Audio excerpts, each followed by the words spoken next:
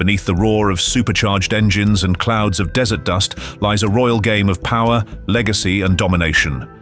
Saudi Arabia's most elite princes aren't just investing in motorsports, they're using it to reshape the kingdom's image, assert influence over global circuits, and lay claim to the ultimate soft power frontier: speed. From Formula E races echoing through Riyadh's ancient walls to Dakar rally dominations slicing across Rub Al Khali, motorsport has become the new battleground of prestige. But behind every podium, every billion-dollar sponsorship, every off-road conquest lies a prince pulling the throttle.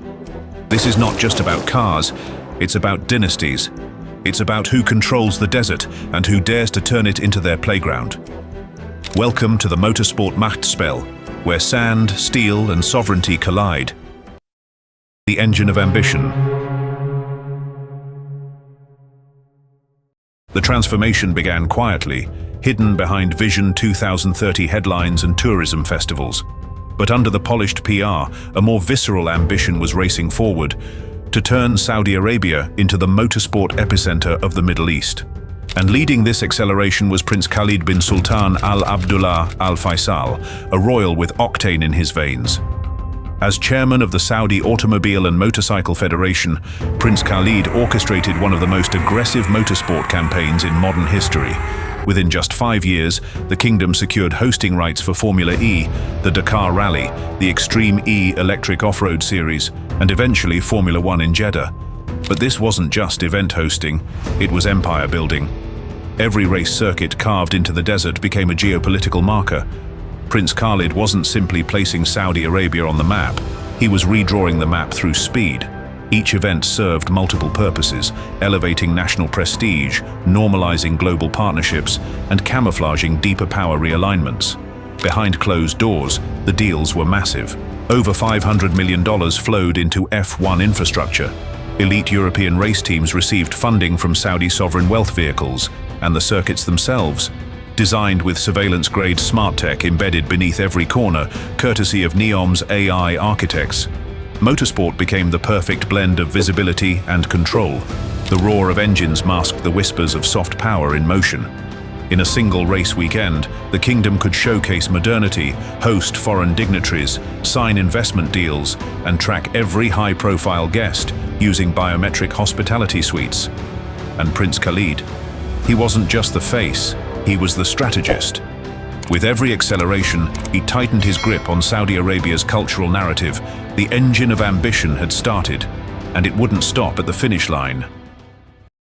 The royal grid.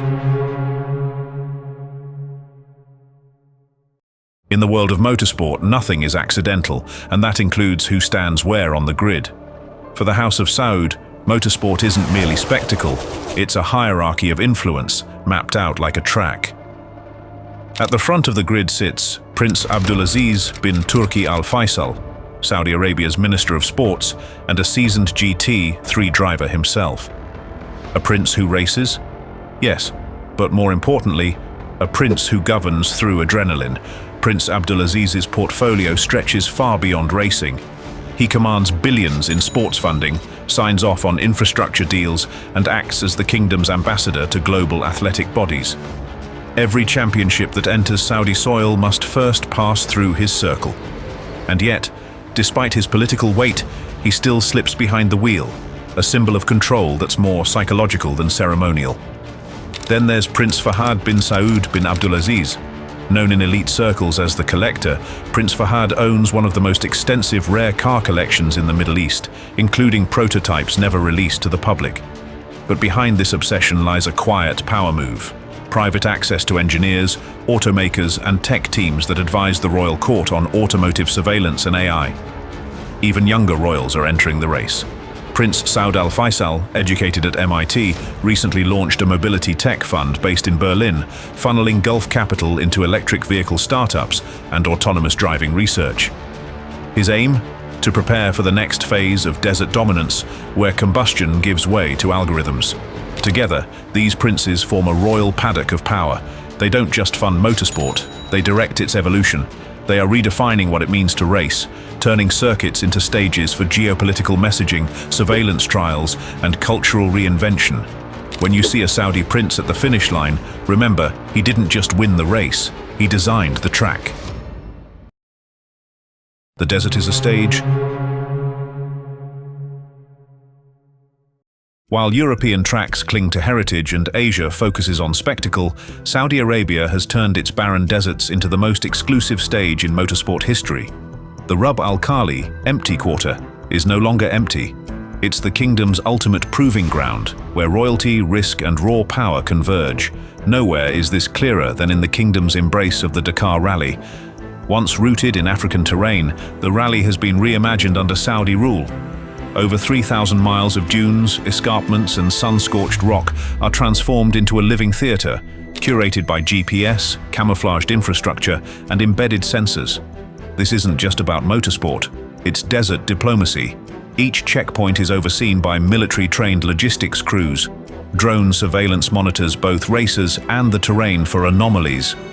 Mobile command units equipped with biometric scanners track every entrant, while satellites transmit real-time feeds to a secure viewing center where royals observe not just the race, but the reactions. Saudi princes have also used these races to host exclusive desert summits. Ultra-secure tents, flown in by Chinooks, are pitched on cliffsides overlooking race routes. Inside, discussions of arms deals, cybersecurity cooperation and defense tech, all disguised under the roar of engines.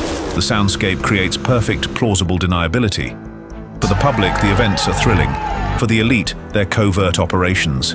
Extreme E, another jewel in the crown, merges sustainability with spectacle. Held in remote regions devastated by climate change, it's a message. Saudi Arabia isn't just playing catch-up, it's redefining the terrain. Electric SUVs kick up sand across zones where oil once ruled. It's part apology, part announcement. The desert is no longer a void, it's a message board. And every spin of the wheel, every gear shift, is a sentence in a larger narrative. The princes aren't just racing, they're writing a new script. Circuits of control. If the desert is the stage, then the urban circuits are the control room. The Saudi Grand Prix in Jeddah, the fastest street circuit in the world, is more than just a race. It's a royal message in motion. Designed in record time under royal directive, the track wraps around Red Sea vistas and skyscraper shadows, but behind its beauty lies a matrix of power. Prince Khalid and his team embedded layers of command technology throughout the circuit. Crowd flows are monitored by AI trained on behavioral anomalies. Race control centers double as digital surveillance nodes. Each ticket purchase, hotel booking, and movement through checkpoints is logged into an encrypted royal database. This isn't just crowd management, it's a stress test for national command systems. International guests are met with curated luxury, but also invisible scrutiny. VVIP zones are flanked by biometric scanners. Hospitality suites include climate-controlled viewing decks equipped with smart glass capable of switching opacity at a command. The line between VIP and surveillance lab has vanished. The races also serve as dry runs for high-security scenarios. In the weeks leading up to each event, mock cyber attacks are simulated using international hacking firms contracted through proxies. These tests feed directly into Riyadh's National Cyber Command Center. Motorsport is the theater, but the rehearsal is for far more serious scripts. Even partnerships with global brands are weaponized. Every sponsorship is filtered through sovereign influence lenses. If a company aligns with competing narratives on human rights, on foreign policy, they are quietly blacklisted. Those who comply gain access not only to the kingdom's audience, but to its capital. Motorsport isn't entertainment in Saudi Arabia, it's infrastructure, it's diplomacy, it's data collection. The circuits are alive, with cameras, with contracts, with calculation. And every time the lights go out and engines roar in unison, it's not just a race that begins, it's the kingdom's control grid lighting up in real time. The finish line is power. The motorsport empire unfolding in Saudi Arabia isn't heading toward a trophy, it's driving toward transformation. For the royal elite, the ultimate goal isn't victory laps or champagne sprays. It's the reprogramming of perception, of the West, of the world, and most critically, of their own people. By casting themselves not just as rulers, but racers, Saudi princes project agility, modernity, and masculine prowess. The image of a royal in a racing suit, helmet under arm, speaks volumes. Strength without guns, vision without speeches, dominance without politics. It's charisma forged in chrome. And for the younger generation, motorsport isn't just a distraction, it's indoctrination. Schools now host e-racing tournaments. University grants reward motorsport tech development. Social media influencers are funded to glamorize every event, every car, every royal appearance. The message is clear. Speed is not rebellion, it's royalty. On the global stage, the kingdom's motorsport machine continues to expand. Talks are underway for Saudi-owned racing teams in Formula One. A royal-backed circuit in Neom is being pitched as the most AI-integrated track on Earth.